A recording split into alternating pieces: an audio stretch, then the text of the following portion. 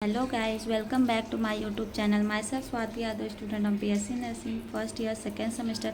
तो आज मैं आपको बताऊंगी फर्स्ट ईयर की क्लासेस के बारे में, क्लिनिकल पोस्टिंग के बारे में, शेड्यूल्स के बारे में एंड जो सीनियर जूनियर इंटरेक्शन के बारे में। तो सबसे पहले हम डिस्कस करेंगे कि फ़र्स्ट ईयर क्लासेस की टाइमिंग क्या होती है। तो फर्स्ट ईयर क्लासेस की टाइमिंग होती है 9 to 4 PM, जिसमें आपको 1 घंटे का ब्रेक भी मिलता है। देन हम बात करेंगे क्लिनिकल पोस्टिंग के बारे में। तो क्लिनिकल पोस्टिंग टोटल 40 आवर्स की होती है और जनरली जो टाइम होता है 8 to 1 PM होता है। तो इस मतलब उसके पहले 2 प्रोग्राम्स होते हैं जो फर्स्ट ईयर मतलब पूरे साल में बहुत स्पेशल होते हैं आपके लिए।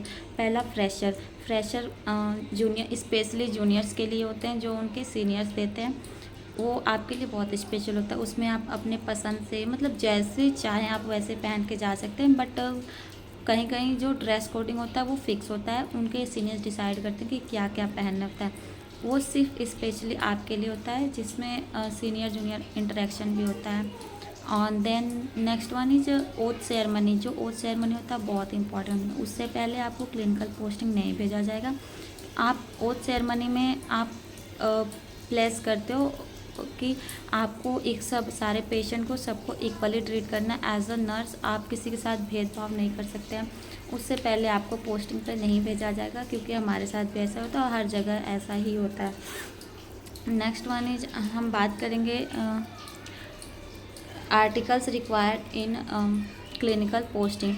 तो मेनली जो इम्पोर्टेंट होता है आर्टिकल्स में स्टेथ होता है, इंच टेप होता है, थर्मामीटर होता है, रेड ब्लू ब्लैक पेन इस ग्रीन भी होता है, पेंसिल होता है, और एक क्लिनिकल डायरी भी होता है, जिसमें आपको रेगुलर आप जो ऑब्जर्व कर रहे हो और जो प्लानिंग कर रहे हो और एक्टिविटी कर रहे हो वो सब आपको लिखना पड़ता है। और उसमें आप कुछ न्यू जो सीख रहे हो लर्निंग एक्टिविटी वो भी लिखना पड़ता है, और वो डेली लिखना पड़ता है। बहुत मतलब ज़्यादा डिफ़िकल्ट नहीं है, 1-2 पेज का आता है, पर बहुत अच्छा लगता है लिखने में, और वो लिखना ज़रूरी भी होता है।